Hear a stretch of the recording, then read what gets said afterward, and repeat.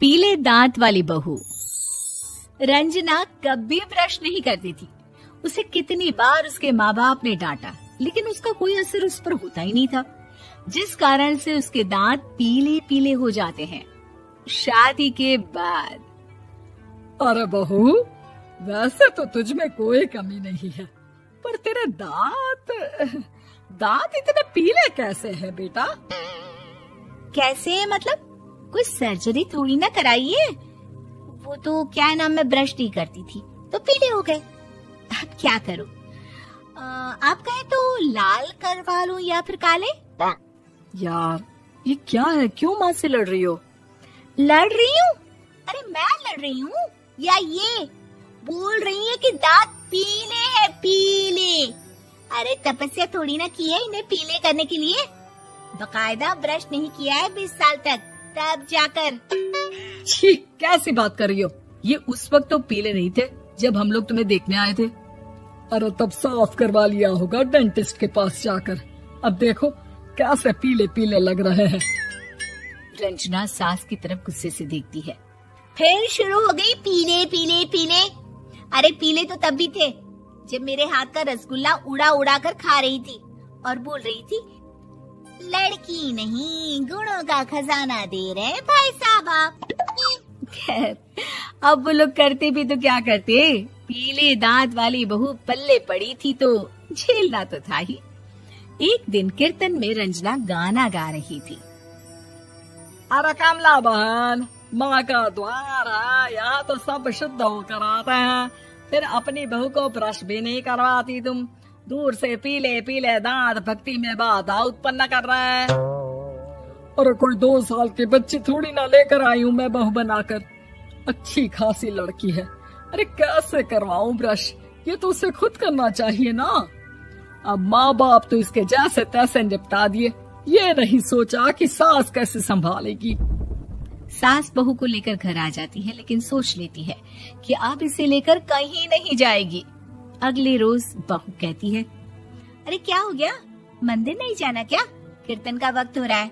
मेरी मधुर वाणी से कान्हा जी जागते हैं और सोते हैं। आप तो जानती है ना उनकी भक्ति में कितना मन लगता है मेरा।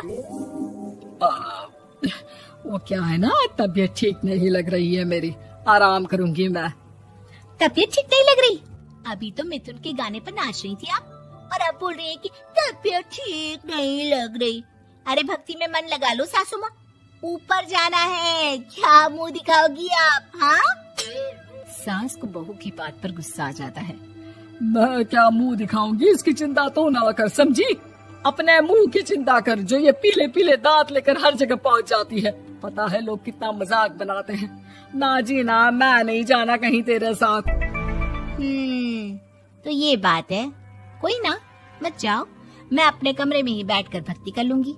ऊपर वाला दांत थोड़ी ना देखता है, मन देखता है, भावना देखता है। और अरे बस बस, तू सब कुछ दिखा, बस ये सफेद चमकदार दांत ना दिखाना किसी को, है? जा यहाँ से। बहू को सास की बात का कोई फर्क नहीं पड़ता, वो तो जैसी थी वैसी ही रह जाती है। सुबह नहाकर किचन में खाना बनाना, फिर खाना खाना, कीर्तन भजन करना और सो जाना। एक दिन, माँ जी मैं सहेली के घर जा रही हूँ, शाम को लेट आऊंगी। हाँ, तो जाना, मैंने कौन सा तेरी आरती करनी है घर पर बैठकर। रंजना सहेली के घर जाती है, जहाँ वो पार्टी में जाने की तैयारी कर रही होती है। अरे शिखा, कहाँ जाने की तैयारी कर रही है? मैं गलत वक्त पर आ गई क्या? अरे नहीं यार, उल्टा सही वक्त पर आई है। मैंने ये साड़ी और ज्वेलरी निकाली है यार, शाम को इनके ऑफिस की एक पार्टी में जाना है। बताना कैसा लग रहा है ये सब? नहीं यार, इस ड्रेस के साथ तो वो वाली ज्वेलरी अच्छी लगेगी। हाँ सही बोल रही है, मैंने ध्यान ही नहीं दिया। वैसे तो हमेशा से मस्त फैशन सेंस रखती है। तो बड़ा जाती होगी ना पति के साथ पार्टी में। रंजना कुछ नहीं बोलती, बस सोचती है कि यार काश ये बात सही हो जाती, पर मैं क्यों नहीं जाती पार्टी में? क्या इन लोगों की कोई पार्टी होती नहीं होगी? रंजना घर आती है और रात में पति से सवाल करती है, एक बात बताइए, आप मुझे किसी पार्टी में क्यों नहीं ले जाते? क्या आपके यहाँ ऑफिस में पार्टी नहीं होती? पति बेचारा क्या कहता कि दांत पीले हैं तुम्हारे इसलिए। अरे कोई पार्टी होती नहीं हम लोगों के ऑफिस में, तो कहाँ से लेकर जाऊं? और मार्केट, मॉल, कहीं वीकेंड घूमना, कहीं तो। अरे यार सारे हफ्ते में एक छुट्टी मिलती है, तो सोचता हूँ कि आराम ही कर लूं। क्यों? रंजना मन मार के रह जाती है।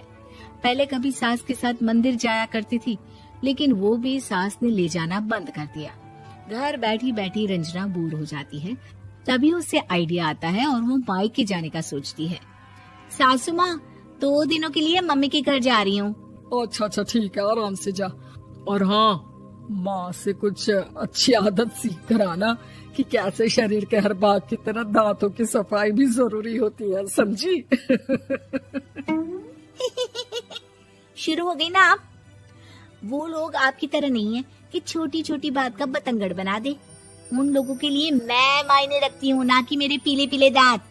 रंजना माँ को बिना बताए उन लोगों को सरप्राइज देती है, लेकिन जैसे ही वो दरवाजे पर पहुँचती है, अंदर देखती है कि घर वाले कहीं जा रहे होते हैं।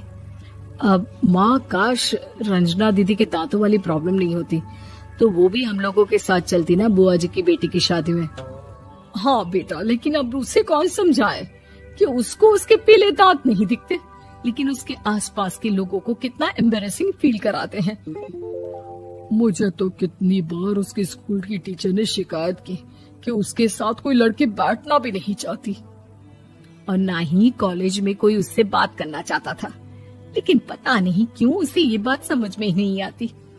कोई कमी नहीं है उस लड़की में, बस यही कि दांत पीले हैं।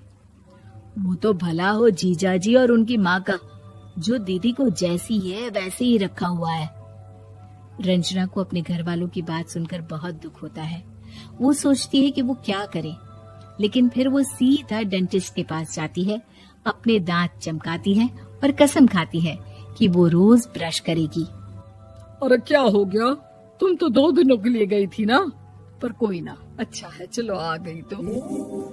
रंजना सास के सामने आकर खड़ी हो जाती है और पूरी स्माइल करती है, उसके चमकदार दांतों को दिखाती हुई।